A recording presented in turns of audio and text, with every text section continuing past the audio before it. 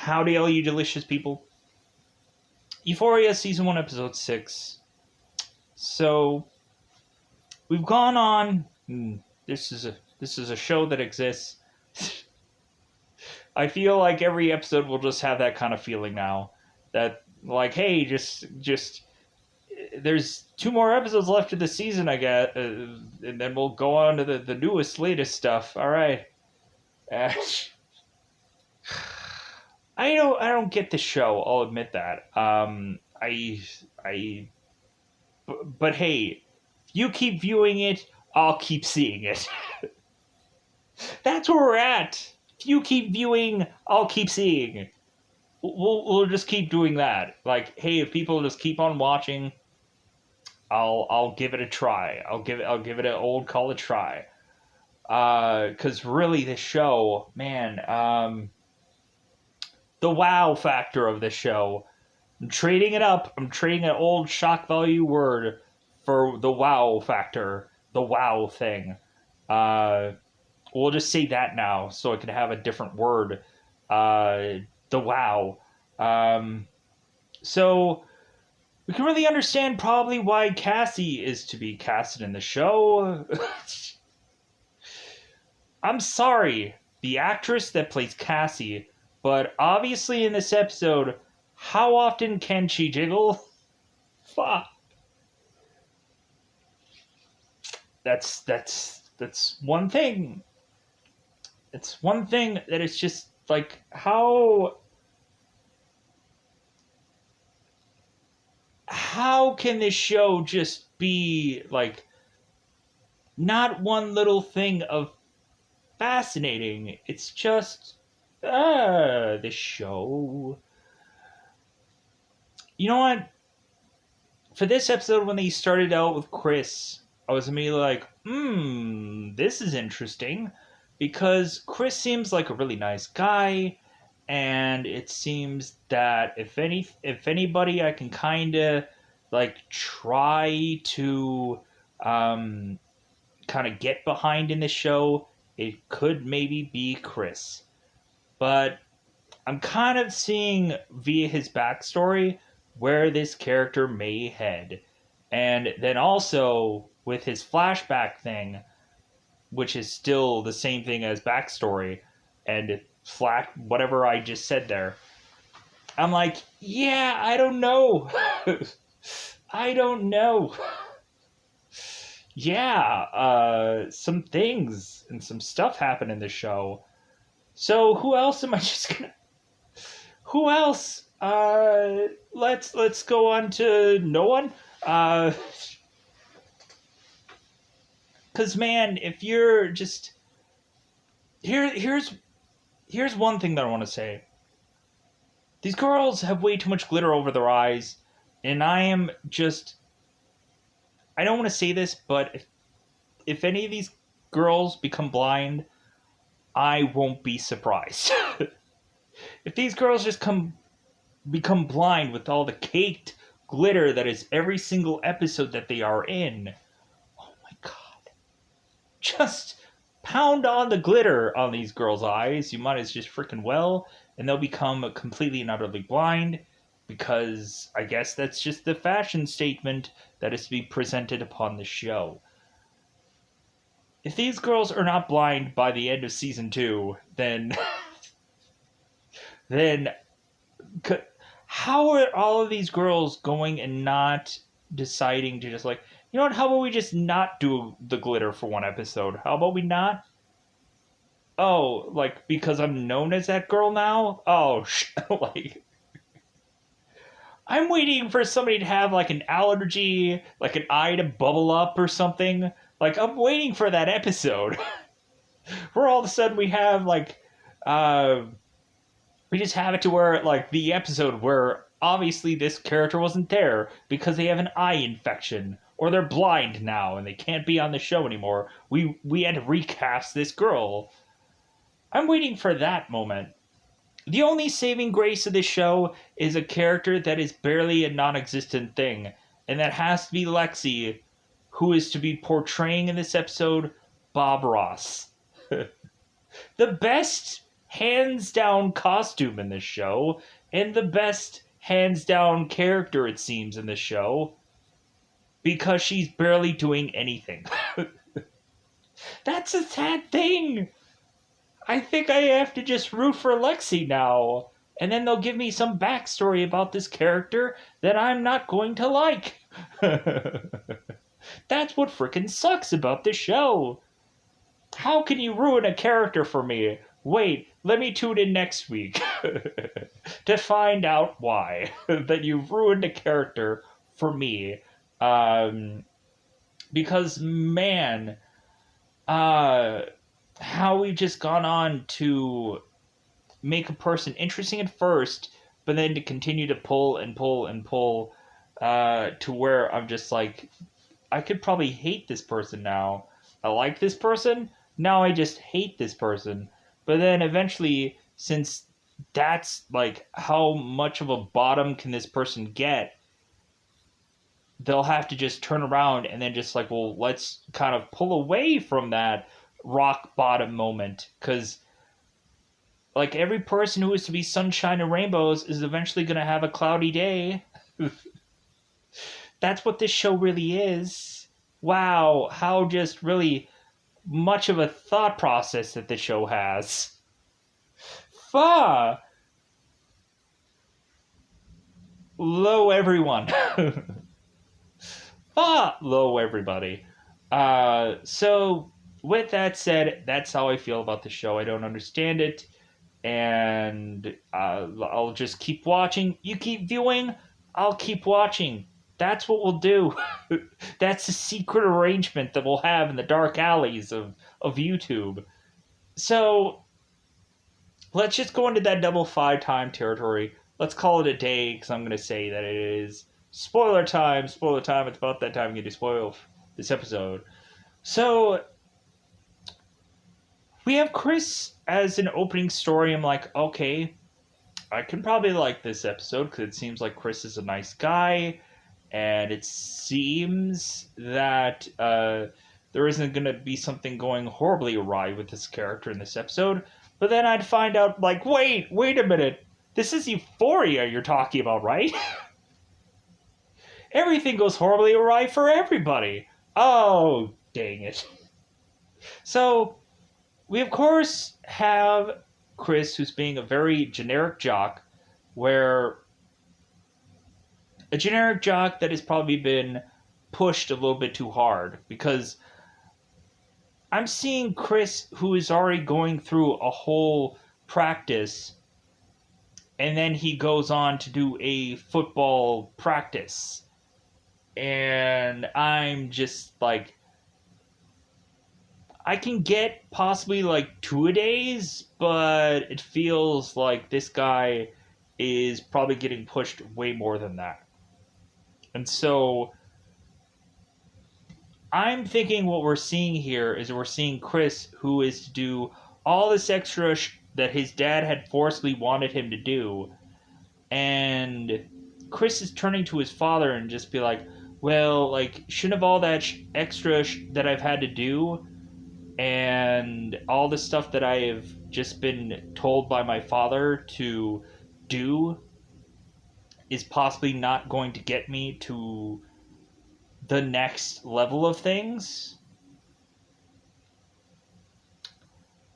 Because we go on here and we of course have Chris, who at one point is to go into a football game, and all of a sudden there's to be this one guy who is to kind of get under Chris's skin, so Chris starts attacking him. So after the football game, we of course have Chris crying. It's okay, people cry. So Chris is talking to his dad and saying like, hey, this guy got in my face and yada yada yada. So Chris's dad is like, you know what you gotta do? You just gotta bottle all that up, and once you finally get on the field and you're tackling people, and just explode all over them. Just viciously explode upon whatever you just have on you. Just explode it out. So immediately we have Chris doing very well in football, It seems that I don't quite get how he's exploding off of anybody because he's a wide receiver, but that's just to me. Maybe he plays offense and defense, so that would make a lot of sense. He has to eventually tackle people. That would make sense to me, I guess. So we go on. We have Chris here, and so all of a sudden he goes on and he makes it to college, and is to go on to college, and it seems that we have Chris who is not doing as spectacular as a number of other people. And so now he's riding the bench. So remember what we said earlier on when we, of course, had Chris's dad saying, like, hey, just bottle that up inside, just kind of keep that all in, and then once you get out on that field, you explode.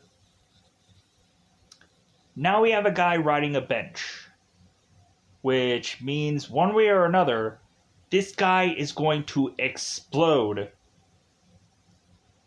And we'll see how exactly that happens. And I'm like, oh my god, because, like, it's obvious that that might be where they show heads with this guy who's always being nice and is always trying to uh, eventually be so nice to everybody. I'm just waiting for him to just explode. So we go on here, and of course we have Chris going on and talking to Cassie here, and kind of in a polite way, kind of saying like, well, like certain people know who like you really are. To where I'm kind of wondering if it's just going to get to the point where Chris is going to not exactly cryptically tell that to Cassie anymore, where it's just going to get to the point where Chris is just going to go outright and just tell this girl that maybe that's the reason why, like, Cassie is to be the way she is going to be with other men, is simply because they just expect a certain thing from her because she jiggles. Because heaven forbid she wears one thing of conservative clothing, because they must have casted her for something. Not quite sure what that is yet, but we'll figure it out. I can't wait till her backstory. I'm sure it won't have so many jiggles, I'm sure, right? So we go on into this show, and so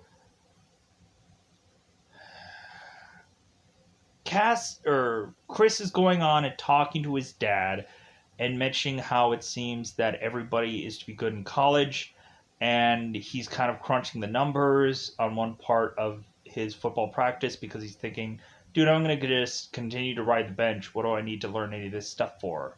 What do I need to learn these plays for? Because I'm just going to continue to ride the bench. So we go on, we have Chris, who is a person that rides the bench, and factoring in how he can get drafted to go into pro ball. Riding the bench, pro ball. Does this make sense to anybody? Not to me. So it's horrible, but I'm being honest. So we go on, we have Chris who's talking to his dad and is saying like, yeah, I don't know how I'm going to be able to get drafted, Dad. Like everybody is just as good as me as this college, so what should I do? And we just have it where like Chris's dad I don't think he really has an answer. So it's just like, hey, like just keep trying your best and like you win them over. Sure. Okay. Great talking. So we go on here, and so really anything after that is just to be Halloween party, and guess what everybody else is doing in the show? Because I am not going to talk about the scene of which where we have both Chris and we have Cassie, and they're in their dorm room, and then all of a sudden we have some fraternity guys that otherwise surprise this guy to basically just jump on him, humiliate him, and leave. That covers that, right? Why should I even cover that scene other than saying that? If you want to go and learn more about what happens in that part of scene, go ahead and check it out. I'm not gonna that part of the episode was I'm not even gonna talk about it beyond what I just said. Anyways, pushing on. So,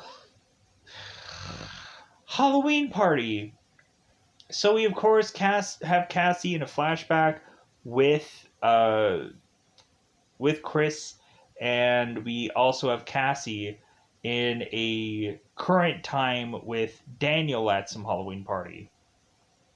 Because I guess since Chris is off doing college things, or just studying or whatever, he probably just does not have time to be with Cassie, and it seems that Cassie is to immediately go on and be with Daniel. Man, Daniel really has changed since that one flashback with him and Kat. Man, Daniel is like a completely different guy from flashback, where it seems like he was a nice, good guy. Now he's this.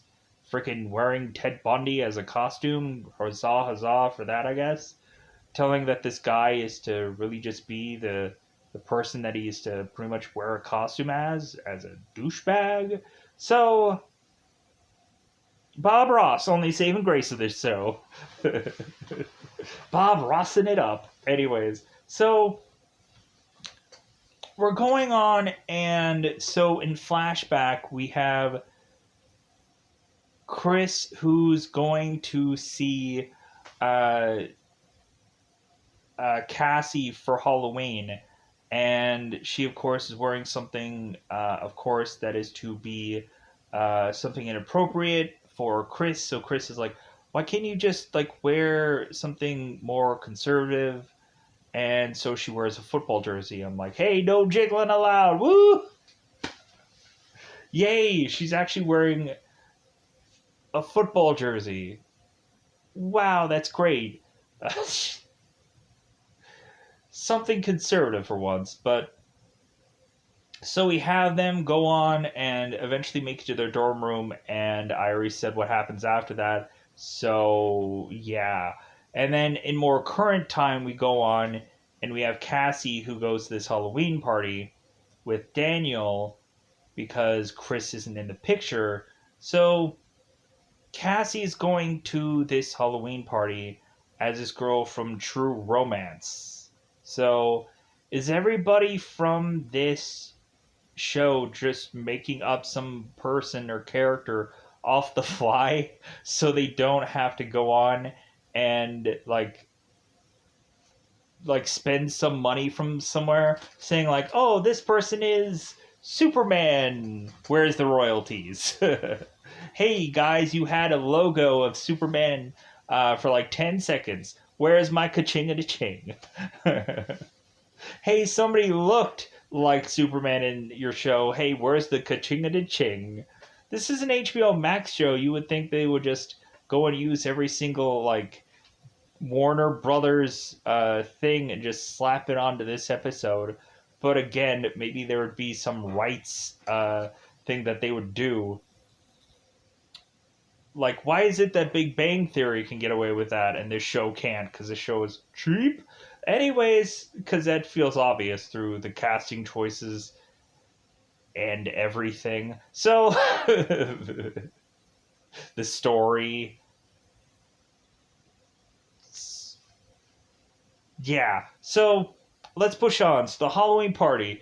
Because that'll be the focus. Because I think all the flashbacks are covered now. So, Halloween party. So, we go on and have the girls all meet up together. And they're going to this party. We have Rue, who is to be this tuxedo girl. We have Lexi as Bob Ross. We have, I guess, Jules as an angel.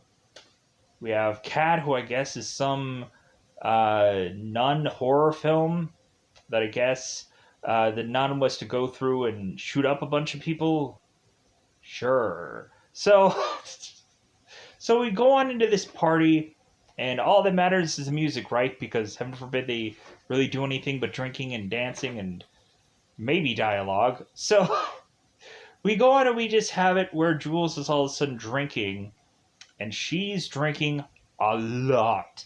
So we go on and find out why she's drinking because Rue will tell us that somewhere down the road. So, because we go on and we find out that Jules was to be forced to do something for Nate so Nate could get off the hook for this whole prison thing. And so, because Nate is to use both Jules and use Tyler. And we'll just talk about that right now because Halloween party doesn't really matter. So Nate goes on and is to go and re-find Tyler, who I guess is to not even bother to lock his doors after what Nate had done to him, put him in the hospital, and Tyler, I guess, is to just like, hey, Nate, you want to just come back into my house and beat me up some more? Even though he obviously states, please don't beat me up anymore. I need to go to the hospital. My eye, the retina, and the like. You would have thought that Tyler would have almost been beaten to death in that other episode, but I guess he's still alive. He has a neck brace in hand of his neck. So we go on and we have Nate who's saying, "Hey, Tyler, you have two options, and you're gonna like neither of them." So basically, Nate is forcing Tyler to go to jail and turn himself in and say he was the one that had choked, of course, Maddie in the other episode, and or Maddie's gonna go to the police station and rat Tyler out because Nate no longer wants to be driving around just looking at Maddie, looking at Jules, and just like, oh, what could have been? You do the crime, you do the time, buddy.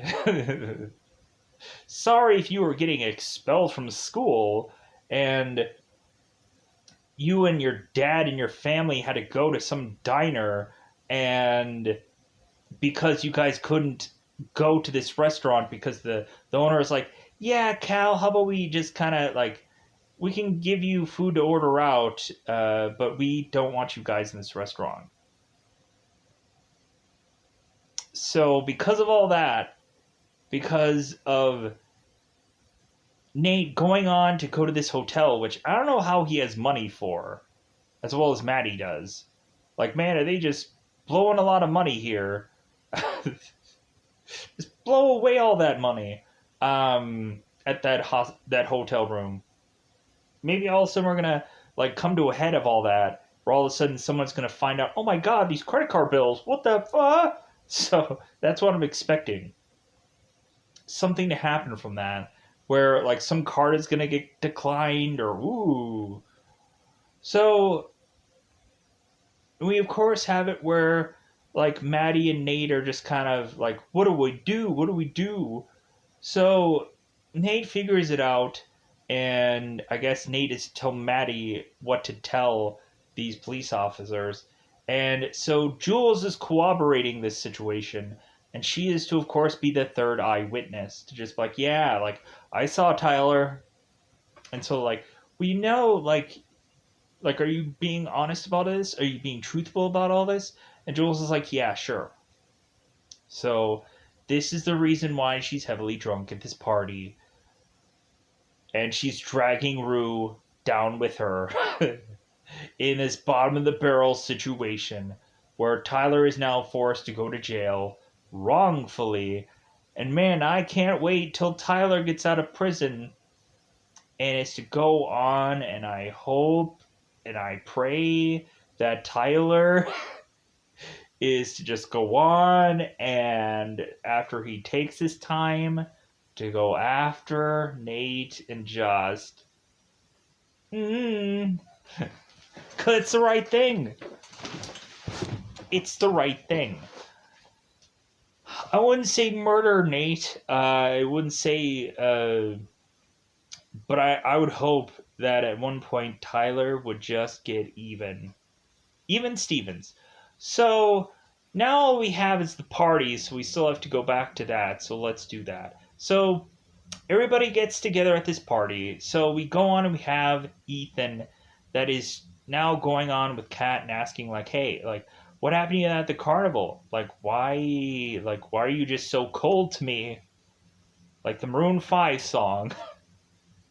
Why are you so cold, woman? So we of course have Kat who's going on and saying to Ethan, it's like, you know what?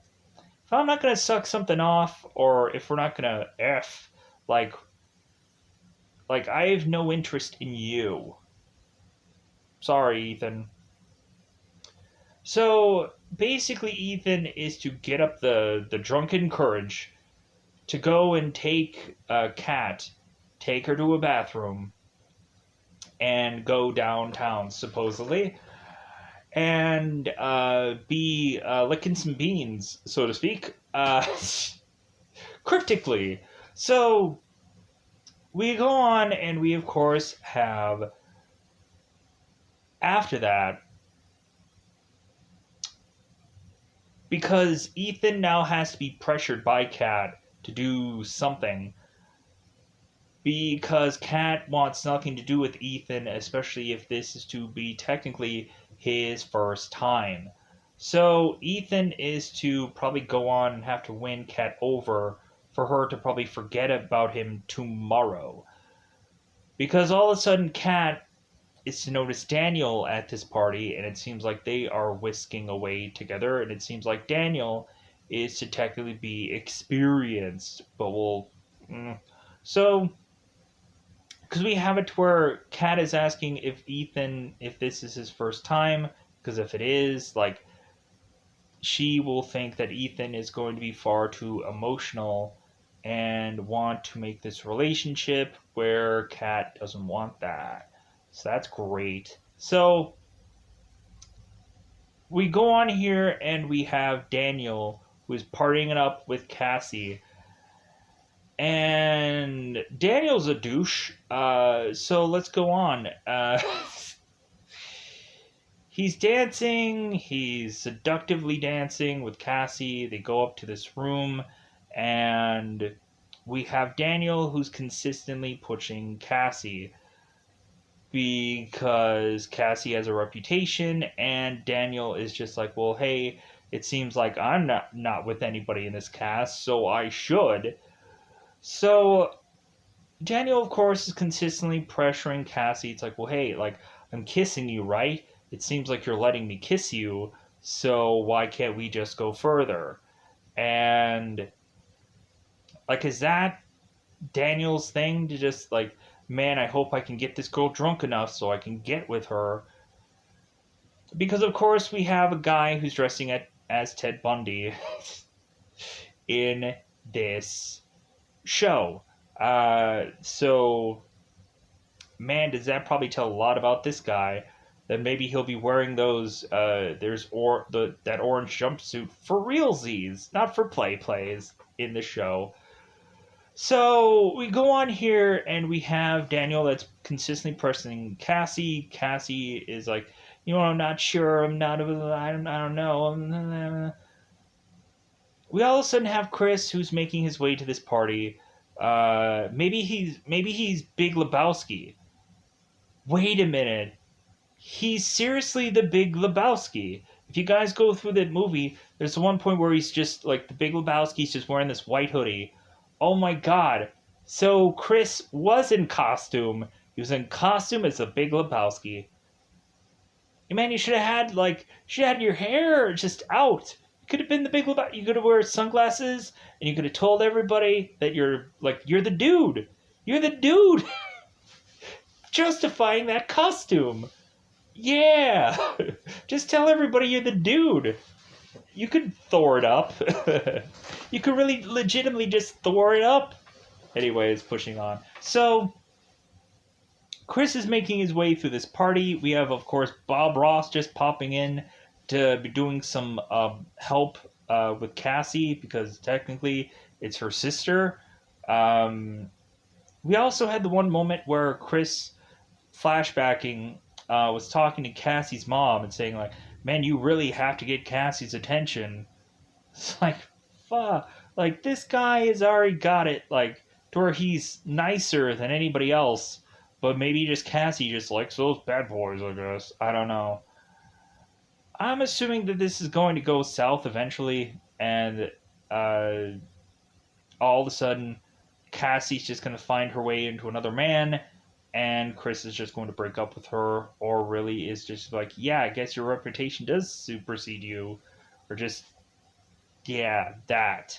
Because I'm assuming probably Cassie's probably next, and then next we're going to find out that, like, Daniel is probably going to say something to Chris, because really if he's not going to get any of that anyways, like he might as well just go on and say like, yeah, me and her at this party, yeah, like she was giving it up, to where all of a sudden you would just see then Chris explode like he was supposed to upon this episode. So we go on here and we have Lexi Bob Ross who's going on and telling Chris, oh yeah, Cassie left. Yeah, I'm sure she left, I'm sure she did. So Chris is to obviously notice that Lexi's Bob Ross from PBS. I'm like, how exactly do these people all know that he's from PBS? I don't even know that. I was like, oh yeah, that's Bob Ross. Like, yeah, Deadpool. Like, that's the only way I know Bob Ross is from Deadpool. And luckily I know that because the trailers. So we go on and we have Lexi, who is to be a drunken mess. And so we of course have Lexi talking to Rue and just saying like, is she usually like this? And Rue's like, no, this is something different. Like, okay, all right. So while Rue and Lexi are kind of dealing with Gia's uh, boyfriend, friend, guy she's with, who is there. We have Rue who's saying that she knows a bunch of people from NA and like she can sick all these guys on this one guy. So it's like, hey, you better treat my sister right. What leads this character to believe that Gia is not by this guy being treated right? Does she just have to be this character since she technically had effed her up episodes ago? Because Ali would say so. She has to put this right now? Right. So the person that effed her life up is to now have to do, oh, I'm just going to be the older sister. I'm scare the life out of the pants out of this guy. I'm going to show him what for. Yeah, like after you ruined this girl's life forever. Sure. Be the backseat parent now. Sure. So we go on and we have Rue who's talking to Fezco and it is to say like, hey man, like uh what I said, what you did, uh like I'm sorry about what all I said. And so we have Fesco's like, dude, I've heard everything from all these addicts, like I've heard everything under the sun, so like yeah, we're fine, it's great, it's cool, whatever. So we go on and we have like Rue who's just like, well, yeah, I really appreciate it, and blah blah blah blah. Yeah, it's like, I love you too. Are they gonna have a relationship brewing? I doubt it. So we go on and all of a sudden have just Rue who's splooshing into the water. Fezco's like, hey, is that your girl? Is that your friend? Something? So Rue goes on and is trying to finally just be done with Jules and is like, hey, can you just get out of the water? This is too much. So we go on and instead just have Jules who's pushing Rue into the water so they can go and be the graduate. Hello, darkness, my old friend. Maybe they're just gonna sit at the bottom of the water and just the graduate it up. Uh, are you trying to seduce me, Mrs. Robinson? That's basically what the show is. With with us not having a, well, technically that's not true. An older person, a younger person, that has technically happened in the show. So we've kind of had everything. So this is almost like The Graduate. Uh, and technically, Jules is technically Dennis Hopper or Dennis Hoffman. Hoffman, Hoffman. Yeah. Dustin Hoffman. Yeah, there we go. Yeah, yeah. Anyways, so we have Jules who is going on, and she's dunking Rue in the water. And so we have it where Jules is technically kissing Rue under the water, and I'm like, is she trying to breathe air into her? What's going on here? Are they trying to drown one another? Okay, sure. So Rue goes on, and after just some great time with Jules, she goes on and is trying to leave this party, and Bob Ross is popping in like, hey, Afro, beard. Hmm? So we go on, and we have Lexi who's trying to comfort Rue as Rue is going on and saying, I'm a burden. She's a burden? No, she's probably the only star on this show, so how could she be a burden? If anything, she's probably keeping the show alive, single handedly. Just No Way Home in any Spider Man movie, and Zendaya is keeping the show alive. Anything other than that is just butter. So we go on here and we have Lexi who's trying to comfort Rue, and so yeah, like that's the meat and the potatoes of everything that happens on this episode of Euphoria. Check out next week or whatever is the other day that I go on and review this. Hopefully, sometime coming to theaters near you. We're going to go on and uncover what is to be more to be known about any of these cast members that will quickly make me just want to forget about it seconds later. So, I think since I've covered everything, I feel good about this one. I think I'm going to just call it a wrap for today. Oh, man.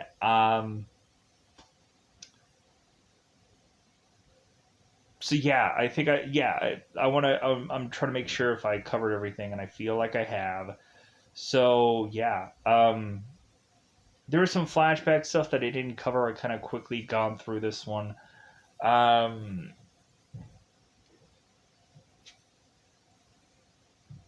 where was Ethan by the end of this episode? After he was going on with Kat, where did Ethan go? Did Ethan just decide to leave after that?